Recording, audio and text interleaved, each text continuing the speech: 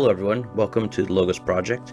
This is your host Dom. In this episode, my friend Greg and I talk about liturgy and culture. Stay tuned at the end for a surprise.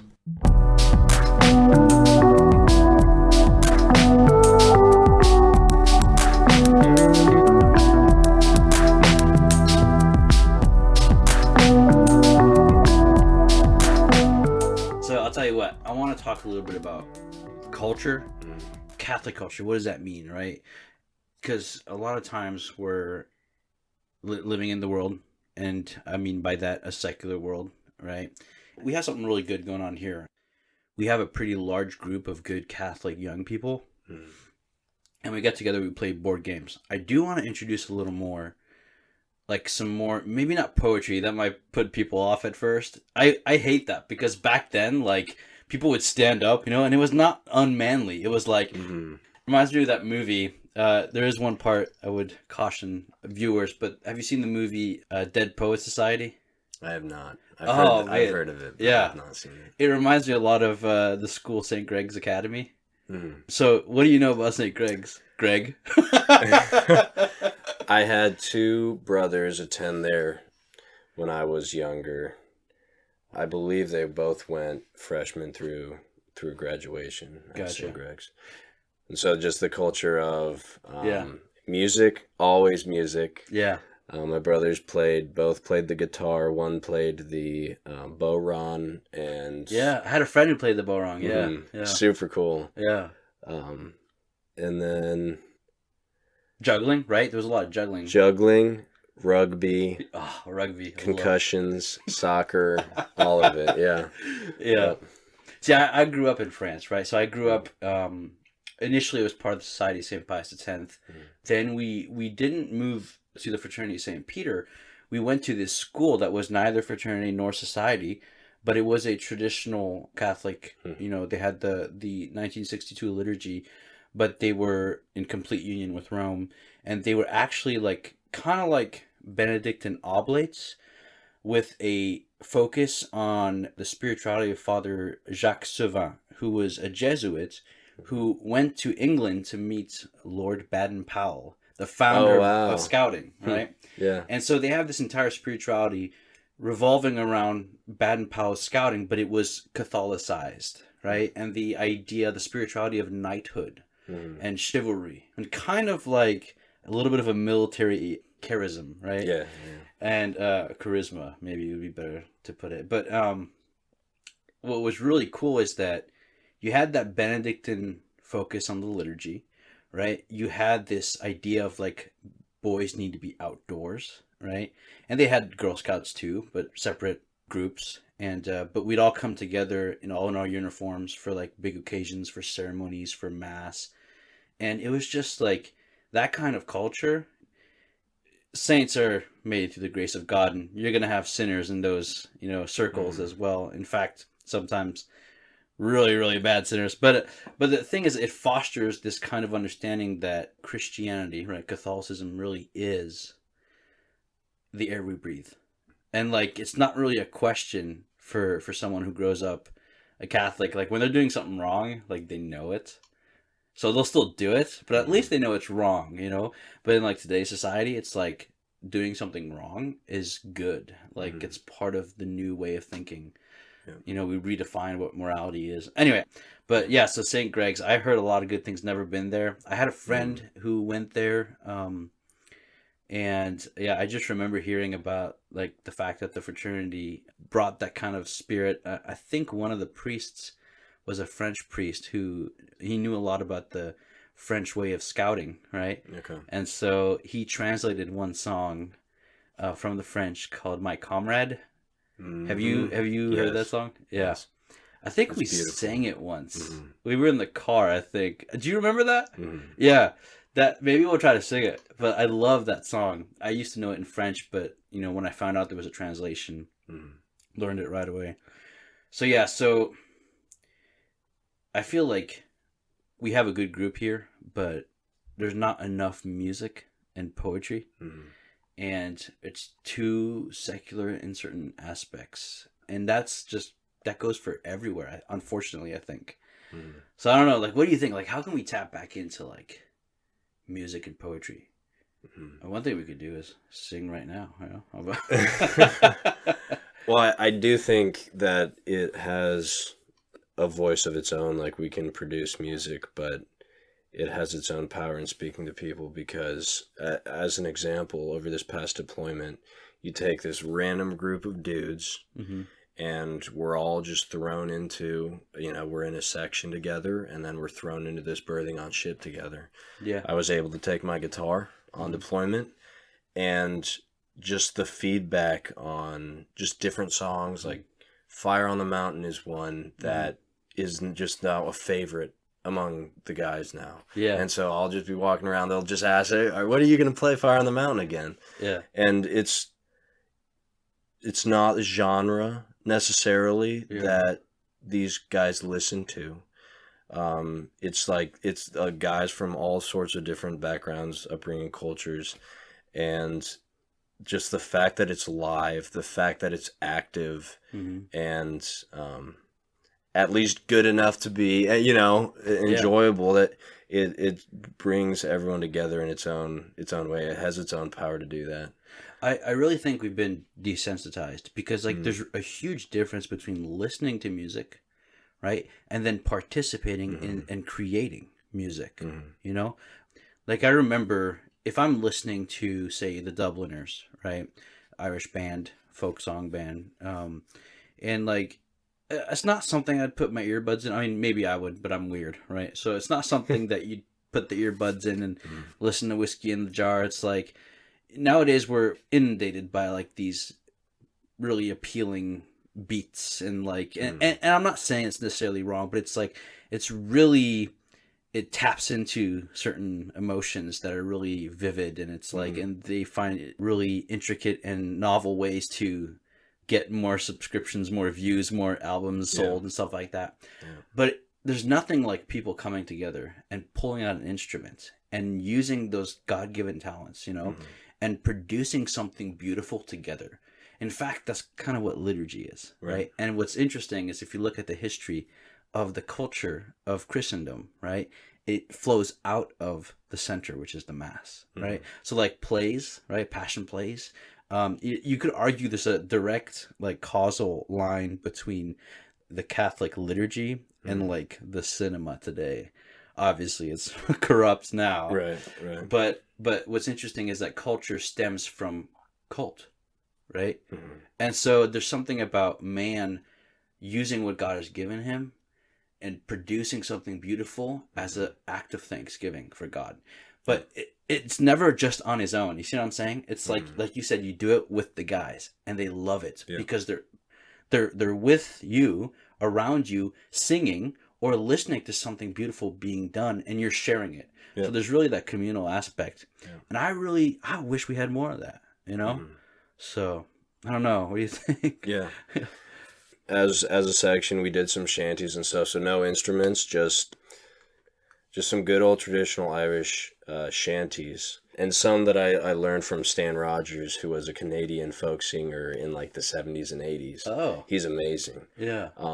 But they just absolutely love it, and it's not about how good is your voice. It's about the communal aspect, and it's about just, like, recognizing the value in something separate from, like, how good you yourself can make it. Yeah. And I think that's tying into the liturgy is like, well, we can only do, like, the real value is separate from anything that we're actually... Yeah. We're called to enter into it. Doing, but that means there's something, like, beyond us, above us, Yeah. in which we're called to be, assumed, right? Like, incorporated, right? And it's like, the moment we make it about the individual, then you lose the whole idea that it's really about the collective being united to God, right?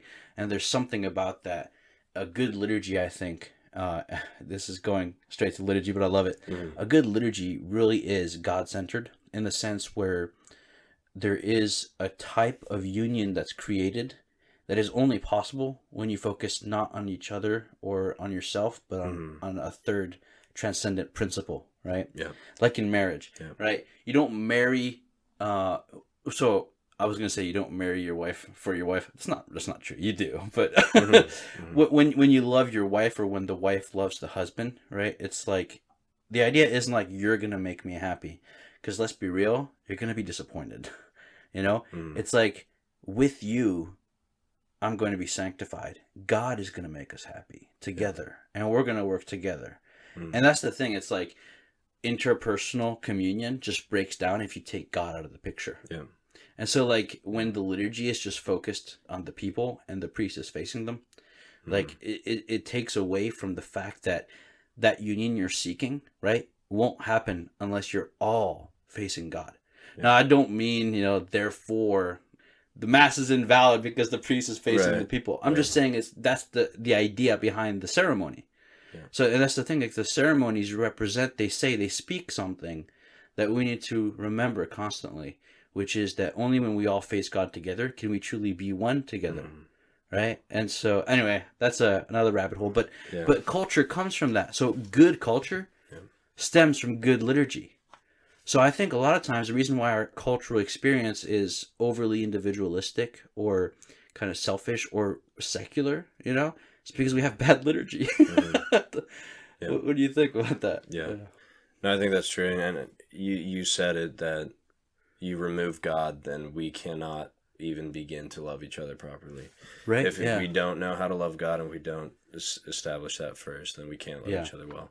And Lewis, I mean, I'm pretty sure Lewis talks about it in his Four Loves, talks about friendship being the highest and most pure and unselfish love because it's focused on that exterior thing. It's the two it's the two turning together, not turning towards each other, but together to focus on the thing exterior to them.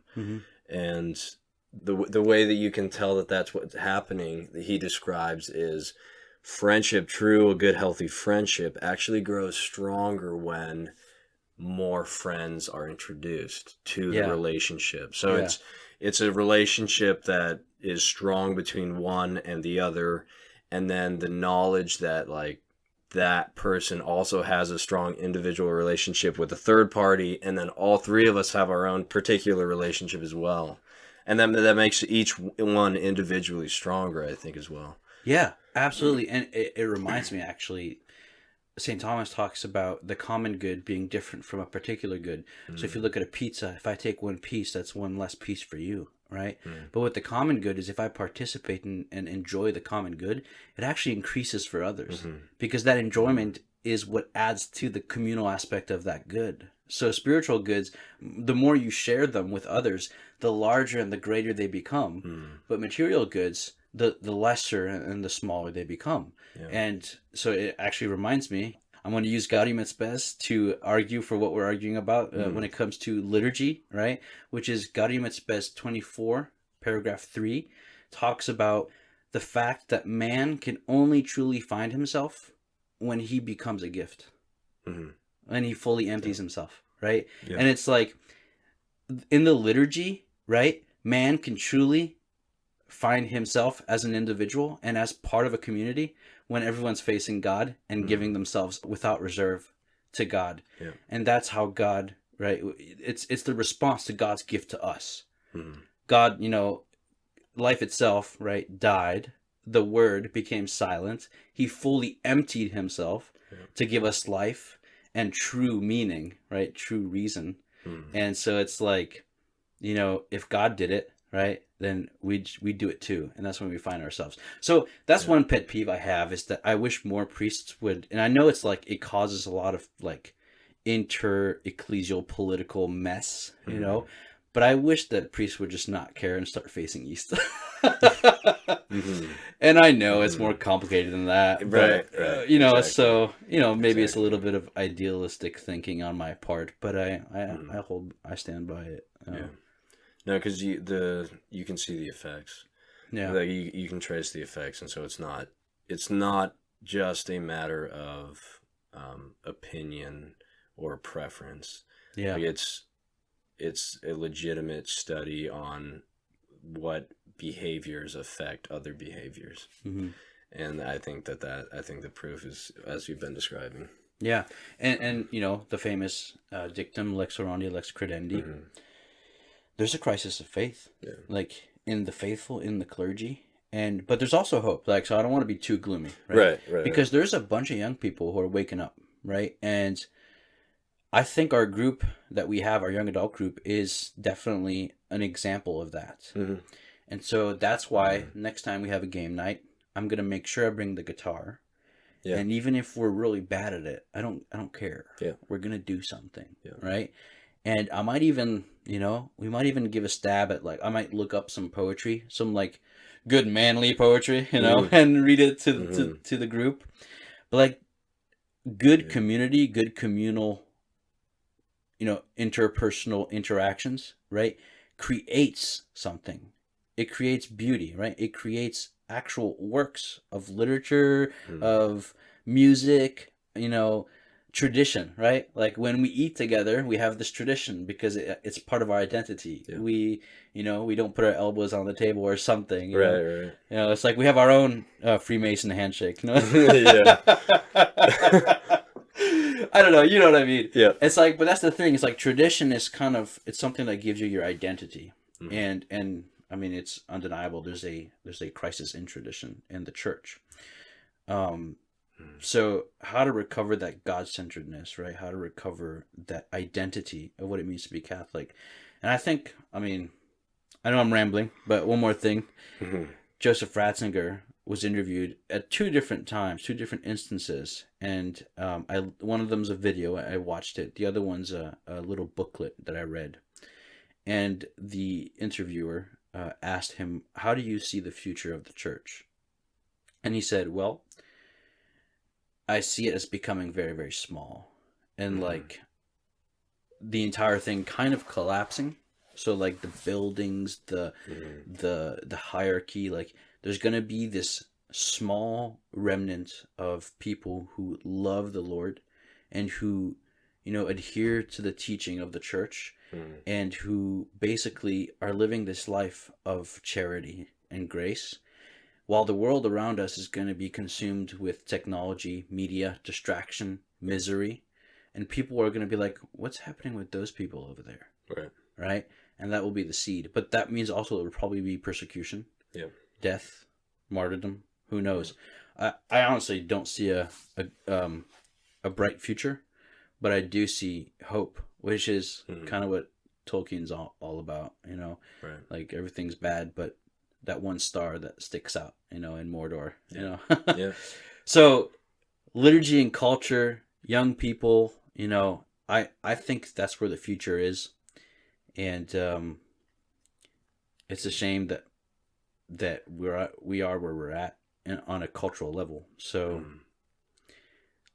yeah, this past year has made that more evident to me than really ever before. Like, you know, you hear, okay, attendance at mass nationally, you know, is down, and there's less vocations, less seminarians, less nuns, less monks, all this stuff. Like, you hear that, it's like, hearing that is one thing, but this past year, it was more than coincidental. The number of people I have run into that I do not know, that I don't work with, that like I'm not really involved with at all, who randomly, we just through striking up a single, I think the only few sentences I've ever spoken with them in my life, it comes up that they were raised Catholic and they're not practicing anymore, or they went to some Protestant denomination or something like that. And it was just happening so often. I'm like, this isn't a coincidence. Like what,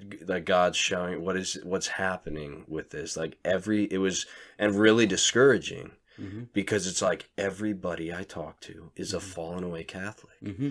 And just going back to like the foundation, a lot of it, I'm not making a comment on personal guilt, talking about just the theme of establishing a strong culture and taking the faith as not just something that you're deciding to do, but actually what you're supposed to be and become.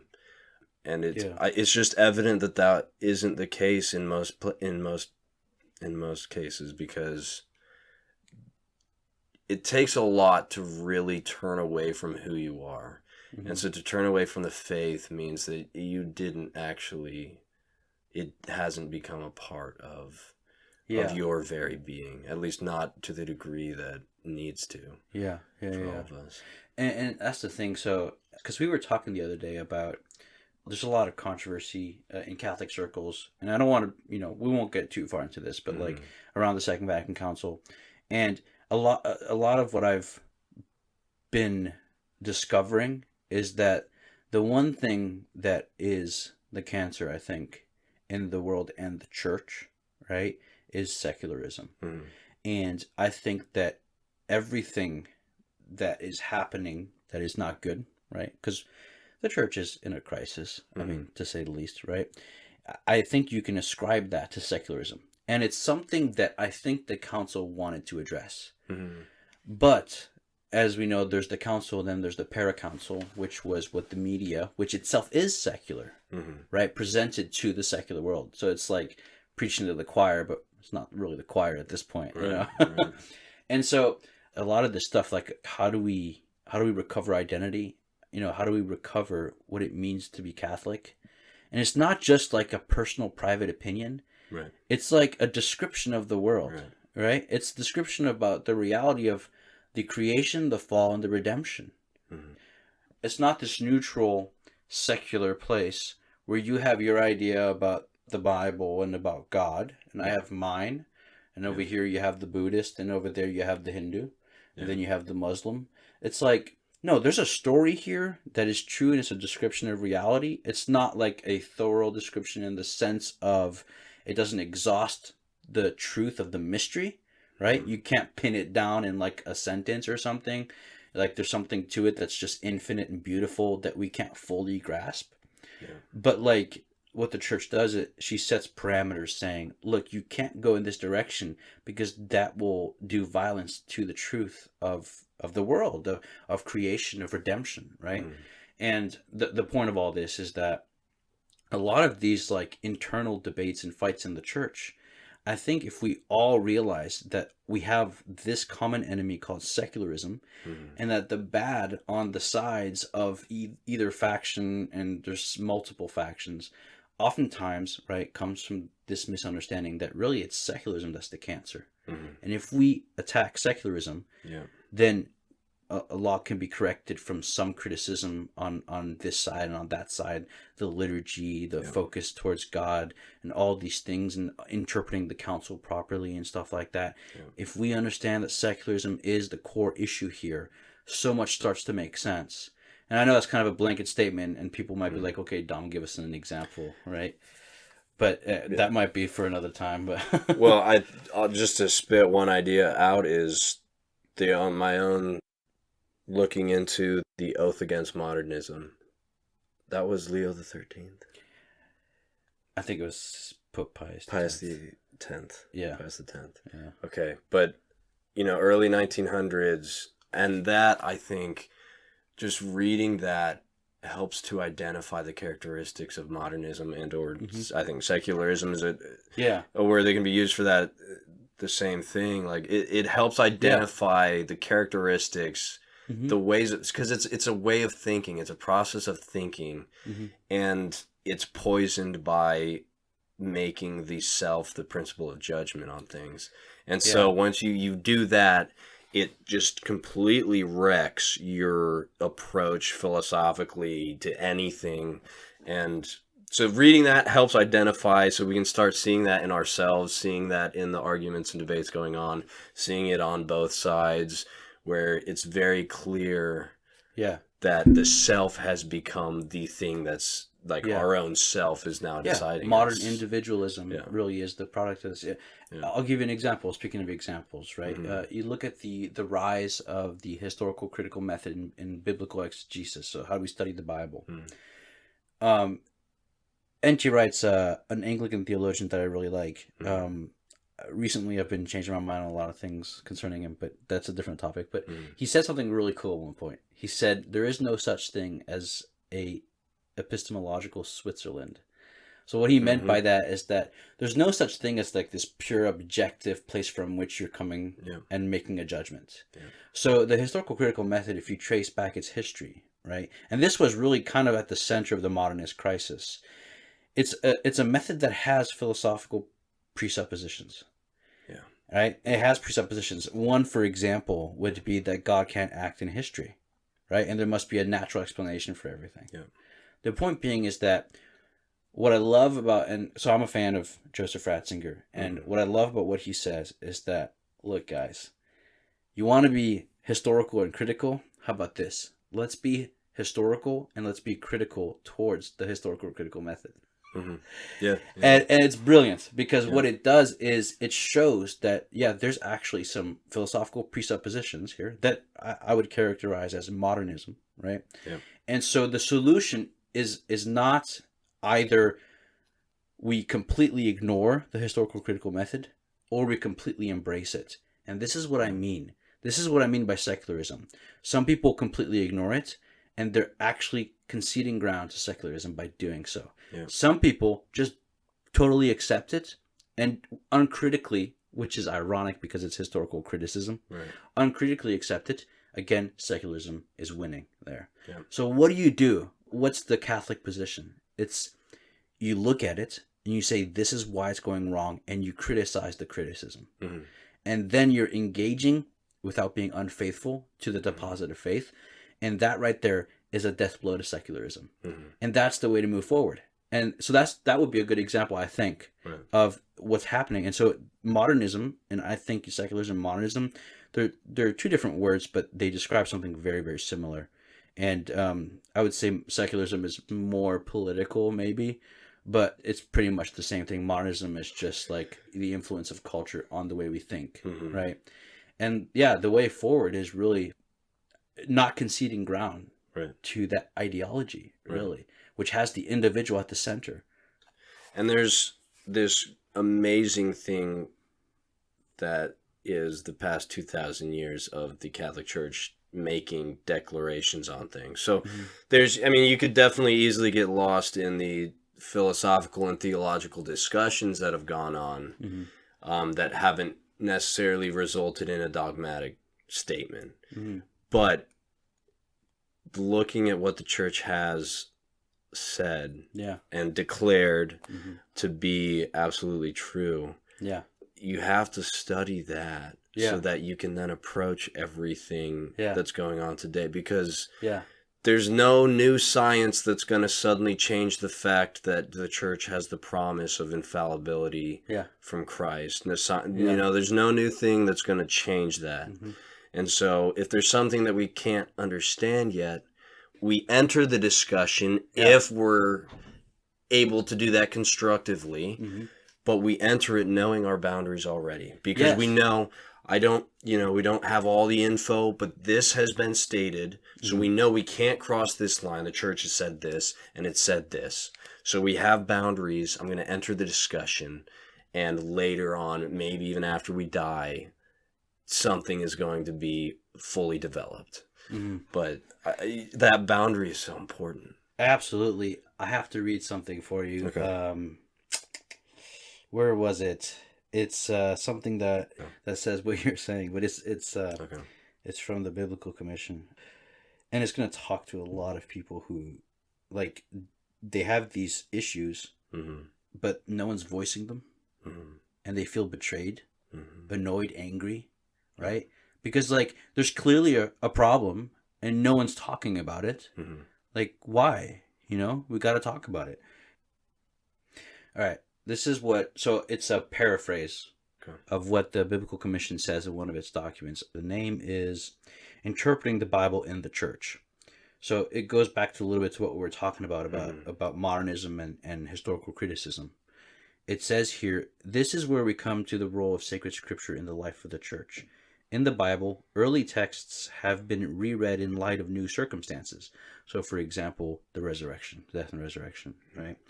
And applied to the contemporary situation of the people of God. This process of actualization should continue. False paths will be avoided if actualization of the biblical message begins with a correct interpretation of the text and continues within the stream of the living tradition under the guidance of the Church's magisterium. Most importantly, the liturgy, especially the Eucharistic celebration, brings about the most perfect actualization of the biblical texts. So, in other words, you're going to go astray if you don't remember the tradition, right, and its trajectory. If you just break with that, which is what we're talking about, right, then you're not being faithful to the very point of the Word of God, of Scripture, right? And so when David was writing the Psalms that he wrote, he was talking about actual enemies, for example, his son Absalom persecuting him and stuff like that. And some of the other Psalms that were also written, for example, the Jews talk about bashing the heads of the Babylonian babies, on the rocks. And so, if you think about the conquest of the Holy Land in Joshua, one thing that is interesting is that their hopes are for a Messiah who will conquer the world, right? Conquer the enemies. And so in the Old Testament, in several sections, the enemies are basically the Canaanites or the Philistines, for example. But there's this amazing progression, and you see this in the prophets, where they come to a deeper understanding of the hope of Israel and their expectation for the Messiah, where not only will he conquer the nations, but he will conquer sin and death as well. And so when Jesus comes on the scene, and how does he conquer sin and death, right? By entering into the darkness and dying, right? And so the paradigmatic Messiah is fulfilled, that expectation in Jesus, but also the paradigmatic enemies, right? Which these other actual enemies politically only represents as shadows, is really sin and death itself. So when Christ conquers the ultimate enemy of sin and death, he conquers everything else.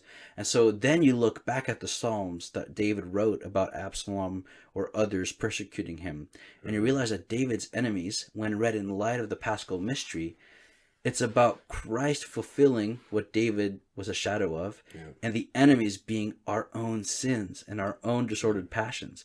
And so in light of Christ, a new reading takes place that's not unfaithful. It's within the trajectory of the meaning of the text. It's faithful, but it becomes actual. You see what I'm saying? But unless you understand that context of David, the enemies, and the expectations of the Jews, if you just get rid of that, then you're not going to actually actualize properly what Christ brought. You see what I'm saying? And so that's why the text says that the liturgy is where the perfect actualization of the message of Scripture takes place, because it's the sacrifice of Christ. You see what I'm saying? So that's a long, rambling thing, but that's the thing. Modernism wants to do away with the past, right? But then there might be some people who don't want to actualize in light of the fact that Christ is ever present and the tradition is moving forward, like Cardinal Newman would say. And so again, the enemy is secularism, modernism, right? And we don't want to concede ground. We want to be faithful Catholics and be in union with Christ and each other in a good liturgy, right? Where we're facing God together. Right. So the genius of one of the many, I think, geniuses of secularism is how it has twisted everything so that the shame and embarrassment for trying to enter a secular conversation from a religious perspective, from a perspective of faith, is so overpowering. I mean, because you're just laughed out. If, either laughed out or at least everyone's like, oh, okay, this is a religious person, so opinions, galore over here. And it's embarrassing. And at least they've made it feel that, they've made it seem that way. And that's a real genius, because that completely removes acting. You mentioned earlier acting as if there was this exterior place from which to judge the history or the tradition. Yeah, that kind of neutral space. The neutral space. Yeah. There you go. Yeah. Neutral space. And it tries to create that. Yeah. And then the religious, which is the faith, which is actually the only legitimate foundation of judgment on anything in the world, in fact, is now suddenly, it's not in the neutral space though. It's not. And so you're crazy if you have faith. That's absolutely right. And so nobody wants to go after it, because even ourselves in different ways have fallen for this lie. And so we can, like, I myself, like, I'll feel this hesitation to enter a conversation or to say something. If I say something like this, pulling it from faith too strongly is going to completely destroy my ability to convince or, put forward an argument at all. Yeah. And so you have to be really, really careful. Like, you don't want to, not abandon it completely, but you also can't totally go full bore. Because to try to reach people, you have to find this balance, and that's why it's just so difficult, and it's easier to just not to have the discussion at all. That's the genius of the devil, right? Which is secularism is disguised as supposedly being neutral, but it's anything but, right? The idea that religion is the subjective opinion, right? It's a redefinition of religion, and who created that definition? Secularism. This supposed neutrality is not neutral at all. Right? So I think this is a great way to transition. So I think the way forward, right, is culture and liturgy. Well, liturgy first, then culture downstream. But let's be honest, liturgy is not doing so good. So what can we do? Well, I think the answer is culture, right? Being realistic. It won't get as much done as if liturgy began. Like, it should start with liturgy.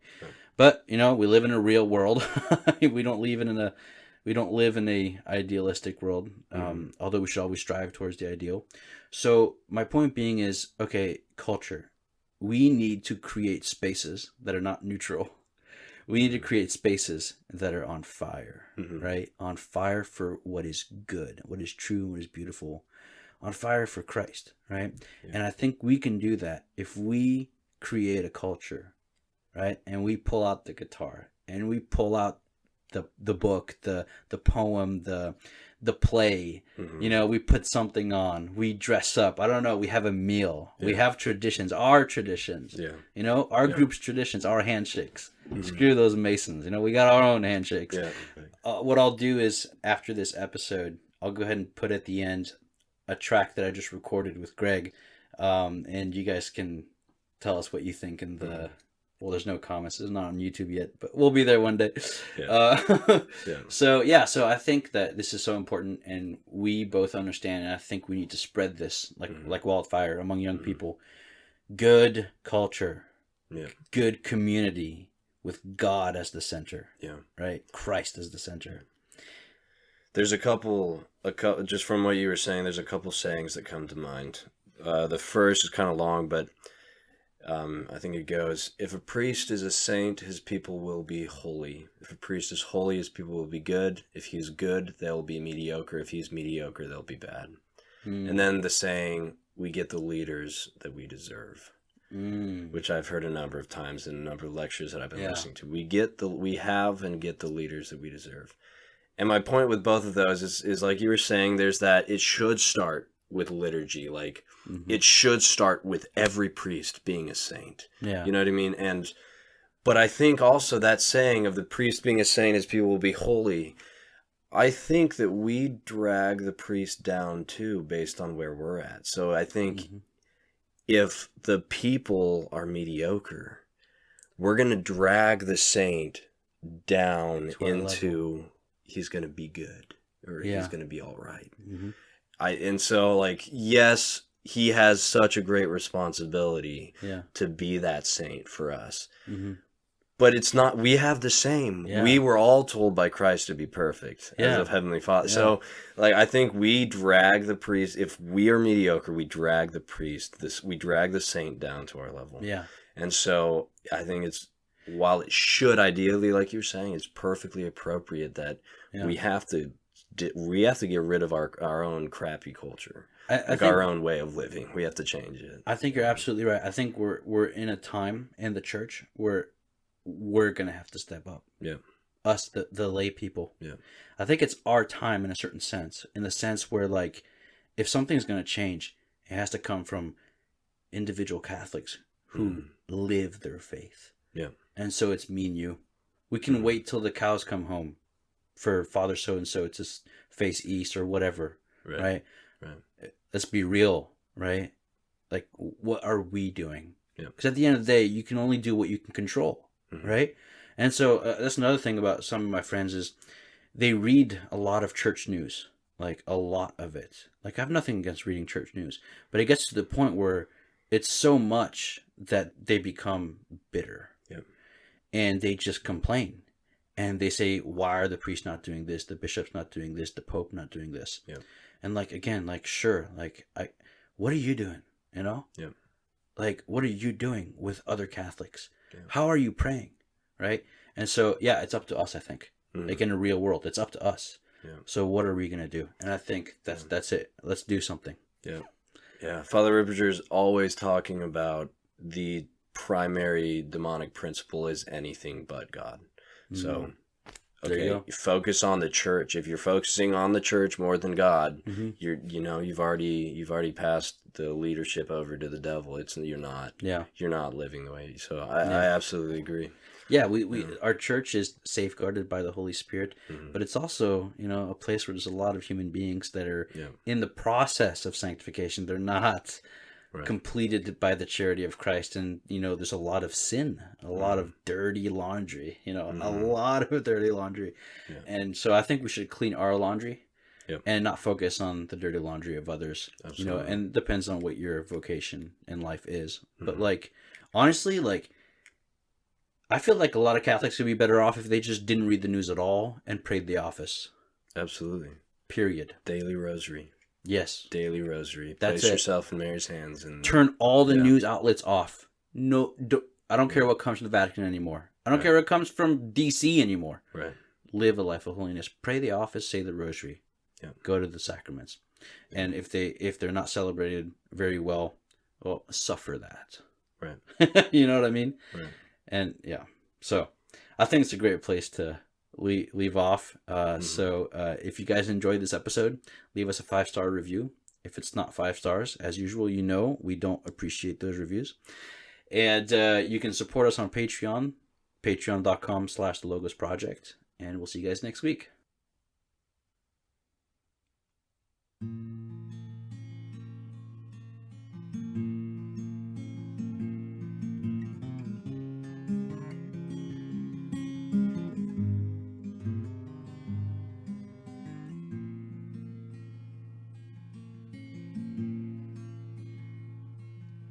In the spring of 1949 is when I crossed the county line.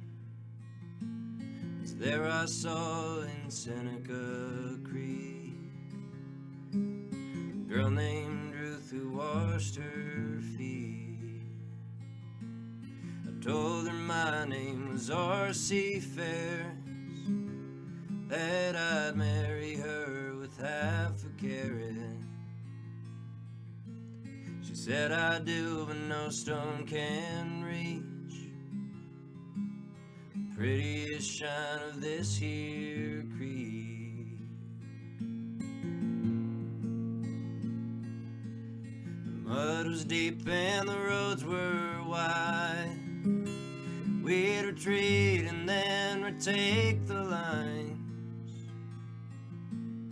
Korean winters had torn me down and killed all the boys from my hometown. I'm coming home, Ruth, my dear. I got money in my pocket, don't you fear.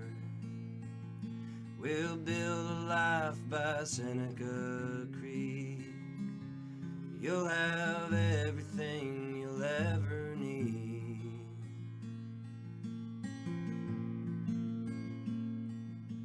Let's build a home by Seneca Creek and raise ourselves a family. I'll work on the farm, you work the store. We'll have everything with the top of a mountain above our heads, and the roar of Seneca by the bed, the Seneca Creek.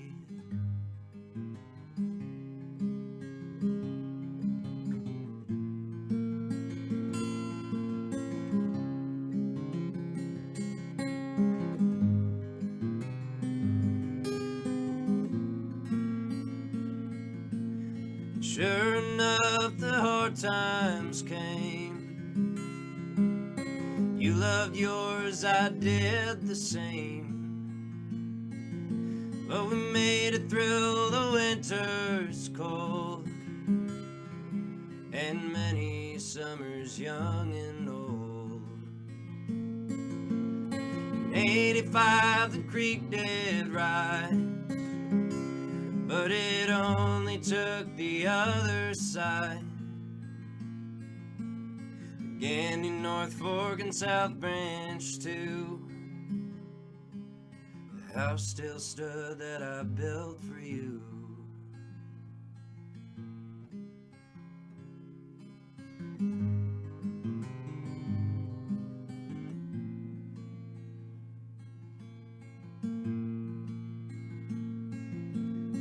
'94 when you got sick, we'd make up trips for the hell of it. Take my hand, Ruth, my dear, I'll take you back to any year. And now you lie on the hill up high, right beneath the mountain sky. Seneca Creek sings below. Atop the tree sits a lonely crow.